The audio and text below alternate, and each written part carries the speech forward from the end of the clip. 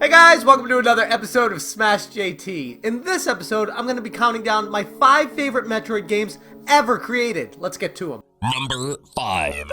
Kicking off this list is Metroid Fusion for the Game Boy Advance, also known as Metroid 4, a direct sequel to Super Metroid. Taking place almost entirely on a space station outside of SR-388, Metroid Fusion takes everything I loved about the original Metroid game, magnifies them, modifies them, and improves upon them. The storyline is clearly stated, well developed, and for the first time in the series' history, there's occasional monologues by Samus herself. Just thankfully not to the point of Other M. I would hold fast to that glimmer of hope and try for redemption. Metroid Fusion is by far the most linear traditional Metroid game on the list. The game places more of an emphasis on the action than exploration. While there's a little bit of exploration involved, being on the space station can at times feel a bit claustrophobic, and that's not a bad thing. Number 4. AM2R, another Metroid 2 remake. This one a lot of people may not allow on their list because technically it's not made by Nintendo. It's a fan-made game, and oh my god, it's incredible. I recently played through this on my channel, and I have nothing but amazing things to say about it. I don't care if it was made by fans or Nintendo. It plays like a Metroid game, feels like a Metroid game, and looks like a Metroid game. To me, it's a Metroid game. The action sequences are intense. The stress I felt while playing through the escape scenes was second to none. Oh my god. Whoo-wee. Holy crap. Holy crap. Holy crap. Is this as intense for you guys watching as it is for me playing? Because I feel like my heart's gonna beat out of my chest at certain points in this game.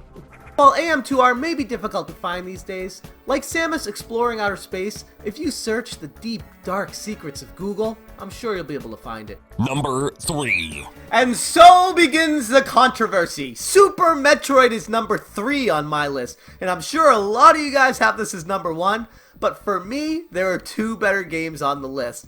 I love Super Metroid. It's one of the best games ever created, with how they work the in-game tutorial being one of my favorite tutorials of any game ever, meaning there is no tutorial. They just nudge you in the right direction on how to play the game and how to use her equipment and special abilities as you gain them. Super Metroid places an emphasis on the player to make sure they're exploring deep space and figuring out how to use everything as they go, and it does it masterfully. Combining eerie sounds with incredible controls and gameplay, along with awesome graphics, Super Metroid still stands the test of time as one of the best games on the Super Nintendo. Number 2.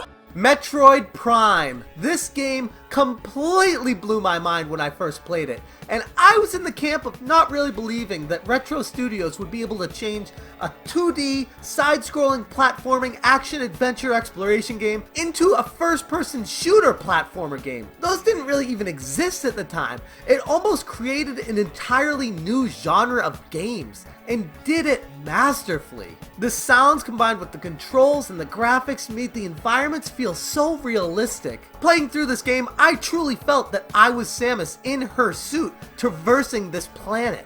And to be quite honest, it's really rare for a game to be able to pull that off. Number 1. My number 1 Metroid game ever created is Metroid Zero Mission on the Game Boy Advance. Zero Mission combined everything I loved about the original Metroid game, pairing it with the graphics of Super Metroid and adding in new abilities and different landscapes, yet keeping it close to what it originally was on the NES. It was a nostalgic gamer's dream come true. Being able to revisit areas from my childhood with updated graphics is an experience that's really hard to put into words. Combined with a ton of new features and an incredibly unexpected endgame, this game completely blew me out of the water when I first played it. For people that want to play the original Metroid that never have, Zero Mission is a great place to start. And oh, by the way, if you want to play the original Metroid, it's unlockable on the cart.